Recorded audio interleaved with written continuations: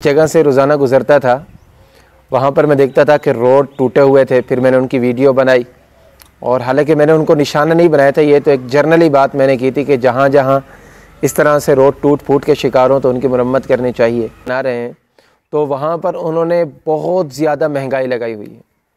ان حضرات کو اب بھی اللہ کا خوف نہیں آ رہا کہ ان کے سامنے گھر جو ہے وہ تباہ ہو چکے ہیں، ان کے سامنے بستیاں کی بستیاں غرق ہو چکی ہیں، لیکن وہ اب بھی ناجائز منافع خوری کے اوپر لگے ہوئے ہیں۔ تو یہ ناجائز منافع خوری ہم میں سے اگر کوئی بسم اللہ الرحمن الرحیم، السلام علیکم ورحمۃ اللہ وبرکاتہ۔ میرا نام خلیل الرحمن شاہ اور آپ حضرات میرا یوٹیوب چینل خلیل شاہ اسپیچز دیکھ رہے ہیں۔ آپ حضرات سے وقتاً فوقتاً مخاطب ہوتے رہتے ہیں، اپنے دل کے اندر جو بات ہوتی ہے وہ آپ حضرات تک پہنچانے کی کوشش کرتے ہیں، اور یہ آپ حضرات کی مہربانی ہے کہ اس کے اوپر کافی پسندیدگی کا اظہار کرتے ہیں۔ کل میں نے ایک ویڈیو بنائی تھی روڈوں کی مرمت کے بارے میں، تو پتہ نہیں کچھ ساتھیوں تک شاید وہ ویڈیو پہنچی ہے۔ تو میں جس جگہ سے روزانہ گزرتا تھا وہاں پر میں دیکھتا تھا کہ روڈ ٹوٹے ہوئے تھے۔ پھر میں نے ان کی ویڈیو بنائی، اور حالانکہ میں نے ان کو نشانہ نہیں بنایا تھا، یہ تو ایک جرنلی بات میں نے کی تھی کہ جہاں جہاں اس طرح سے روڈ ٹوٹ پھوٹ کے شکار ہوں تو ان کی مرمت کرنی چاہیے۔ تو میں ان حضرات کا شکر گزار ہوں کہ آج جب میں وہاں پر گیا، وہاں پر تقریباً 2-3 ساتھی مٹی وغیرہ اٹھا کر روڈ کی مرمت کر رہے تھے، اور روڈ اب بالکل الحمدللہ وہ ٹھیک ہو چکا ہے۔ اب اس کے اندر بہت سارے لوگوں کا فائدہ ہے، ہمارا بھی فائدہ ہے، اور راہگیروں کا بھی فائدہ ہے، اور جو مقامی حضرات ہیں ان کا بھی فائدہ ہے کہ ان کو یہ سہولت میسر رہے گی۔ تو جیسے ان حضرات نے ہمت کی ہے، جہاں جہاں پر آپ حضرات اپنے ارد گرد دیکھیں، جہاں جہاں آپ حضرات کو نظر آتا ہے، تو یہ ہمارے اپنے ہاتھ کے اندر ہوتے ہیں، ہم یہ کر سکتے ہیں۔ تو ایک مرتبہ پھر تمام حضرات کا شکریہ کہ شاید ان تک یہ ویڈیو پہنچی ہے، انہوں نے اس بات کے اوپر عمل درآمد کیا۔ آج پھر مجھے ویڈیو بنانے کا وہاں پر موقع نہیں ملا۔ آج کے حوالے سے یہ بات کرنی ہے کہ آپ حضرات کو پتہ ہے کہ ملک کے اندر سیلاب زدہ علاقے کافی تعداد کے اندر ہیں، لاکھوں افراد بے گھر ہو چکے ہیں۔ اللہ تبارک و تعالی جزائے خیر دے مختلف اداروں والوں کو، اللہ تعالی جزائے خیر دے پاک فوج کو، اور جتنے حضرات بھی کام کر رہے ہیں تو وہ حضرات دل کھول کر تعاون کر رہے ہیں، اور عوام سوچ سے زیادہ ان کے ساتھ تعاون کر رہی ہے۔ مسئلہ یہ ہے کہ جن علاقوں کے اندر یہ آفتیں آئی ہوئی ہیں، وہاں پر جو دکانیں بچی ہوئی ہیں، جو لوگ بچے ہوئے ہیں، جب ان کو پتہ چلتا ہے کہ یہاں پر کچھ معاونین آئے ہیں اور یہ لوگ چیزیں خرید رہے ہیں یا ان کے لیے راشن بیگ بنا رہے ہیں، تو وہاں پر انہوں نے بہت زیادہ مہنگائی لگائی ہوئی ہے۔ ان حضرات کو اب بھی اللہ کا خوف نہیں آ رہا کہ ان کے سامنے گھر جو ہے وہ تباہ ہو چکے ہیں، ان کے سامنے بستیاں کی بستیاں غرق ہو چکی ہیں، لیکن وہ اب بھی ناجائز منافع خوری کے اوپر لگے ہوئے ہیں۔ تو یہ ناجائز منافع خوری ہم میں سے اگر کوئی کرتا ہے، یہ جہاں تک یہ بات پہنچتی ہے، تو ناجائز منافع خوری کو چھوڑ دے۔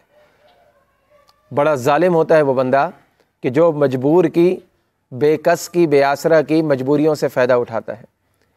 حدیث پاک کے اندر وہ تاجر جو سچا ہو، امانت دار ہو، سچا اور امانت دار تاجر جو ہے، جو جھوٹ نہیں بولتا، ناجائز منافع خوری نہیں کرتا، حدیث پاک کے اندر آتا ہے کہ قیامت کے دن اللہ کے نبی نے فرمایا کہ وہ نبیوں کے ساتھ، صدیقین کے ساتھ، اور شہداء کے ساتھ اور صالحین کے ساتھ اس کا شمار ہوگا، کہ دنیا کے اندر وہ سچی تجارت کیا کرتا تھا، جھوٹ نہیں بولتا تھا، فریب نہیں کیا کرتا تھا، اور ملاوٹ نہیں کیا کرتا تھا۔ پہلے نمبر پر کہ وہاں پر گرانی بہت زیادہ ہو گئی ہے۔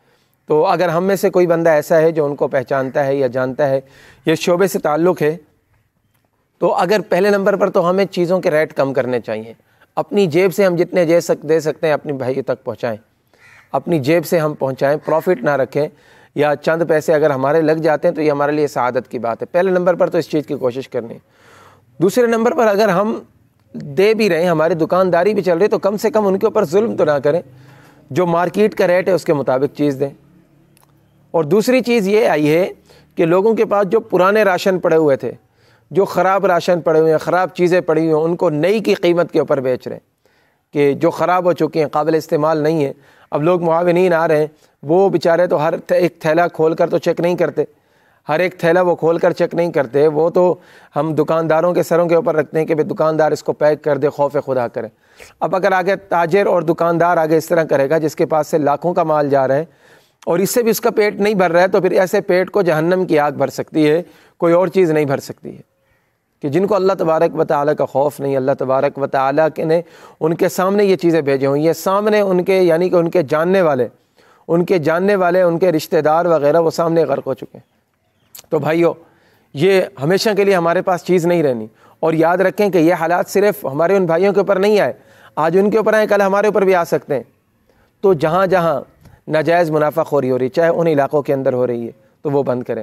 اگر ہم کہیں پر ہمارا کسی ادارے کے ساتھ تعلق ہے، ہمارا بزنس ہے، ہماری دکان ہے، ہم کوئی بھی کام کر رہے ہیں، تو ناجائز منافع خوری نہ کریں، کسی کو لوٹیں نہ۔ اللہ تبارک و تعالیٰ آپ کی اس تجارت کے اندر برکت دے گا۔ صحابہ کرام رضوان اللہ علیہم اجمعین کے واقعات پڑھیں کہ چھوٹی سی انہوں نے تجارت شروع کی، چھوٹے سے کام سے شروع کیا، لیکن یہ کہ جھوٹ نہیں تھا، سچ تھا، ناجائز منافع خوری نہیں تھی۔ اللہ تبارک و تعالیٰ نے ان کے کام کو آسمانوں تک پہنچایا، اتنا کام ان کا بڑھا دیا۔ تو اگر ہم اس طرح ہم یہ سوچیں کہ اگر ہم کم منافع رکھیں گے تو ہمیں بچت نہیں ہوگی، ہم کم منافع رکھیں گے تو ہمارے بچے نہیں پلیں گے، تو یہ ہماری سوچ ہوتی ہے۔ صرف تجارت کے اندر اللہ تبارک و تعالیٰ برکت دیتا ہے، اور اللہ تبارک و تعالیٰ کے محبوب کی سنت ہے تجارت کرنا۔